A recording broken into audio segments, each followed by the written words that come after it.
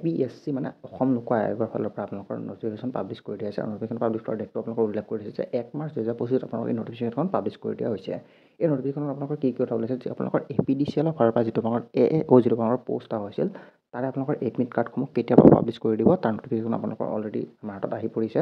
তো ইয়াতে কি কথা কৈছে যে This is the information to all concerned that the Assam Public Service Commission will hold on the screening test OMR written of recruitment of the post of Assistant Account Officer plus 3 post Assam Power Distribution Corporation Limited। মানে আপোনালোকৰ যিটো AAO পোষ্টৰ যিটো আপোনালোকৰ advertisement আহিছিল apply হৈছিল তাৰে যিটো আপোনালোকৰ এক্সাম হ'বলৈ গৈ আছে তাৰ নটিফিকেশ্যন আমাৰ পৰিছে। যিটো নেম অফ পোষ্ট উল্লেখ কৰি দিয়া আছে যে assistant account officer AAO class 3 মানে আপোনালোকৰ গ্ৰেড 3 পোষ্ট গোটেইখিনি আৰু এইখন আপোনালোকৰ APDCL-ৰ পোষ্ট হয়।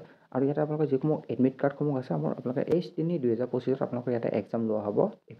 APSC ফালৰ পৰা এই কথাটো মুকলি কৰি দিয়া হৈছে আৰু আপোনালোকৰ এক্সামটো দুটা মোডত হ'ব। 9টাৰ পৰা 12টা যিটো আপোনালোকৰ আছে জেনেৰেল নলেজ আৰু জেনেৰেল ইংলিছৰ এটা পেপাৰ লোৱা হ'ব আৰু প্লাছ এটা 30ৰ পৰা 4:30 আপোনালোকৰ মেথামেটিকেল অপাৰেশ্যনৰ পেপাৰটো আপোনালোকৰ লোৱা হ'ব। মানে আপোনালোকৰ দুটা ফেজত পৰীক্ষা হ'ব। First paper and second paper টাইপত আপোনালোকৰ পৰীক্ষা হ'ব। প্ৰথম পেপাৰত আপোনালোকৰ general English and general knowledge অনুষ্ঠিত কৰা হ'ব আৰু 2 নম্বৰ যিটো আপোনালোকৰ পেপাৰ আছে 2 নম্বৰ পেপাৰত আপোনালোকৰ মেথামেটিকেল অপাৰেশ্যনৰ আপোনালোকৰ পৰীক্ষা অনুষ্ঠিত হ'ব।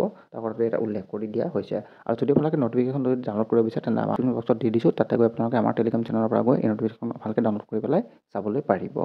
লক্ষ্য কৰি আপোনালোকৰ যিসমূহ এডমিট কাৰ্ডসমূহ আছে যিসকল AAO যিসকল এপ্লাই কৰিছে তাৰ এডমিট কাৰ্ডসমূহ আপোনালোকে 13/3/2025 পৰা 17/3/2025 ভিতৰত আপোনালোকে এডমিট কাৰ্ডসমূহ ডাউনলোড কৰিবলৈ পাৰিব। 23 তাৰিখে আপোনালোকৰ APDCL যিটো আপোনাৰ AAO পোষ্টটো আছে তাৰে এক্সামসমূহ আপোনালোকৰ 23 তাৰিখলৈ অনুষ্ঠিত কৰা হ'ব।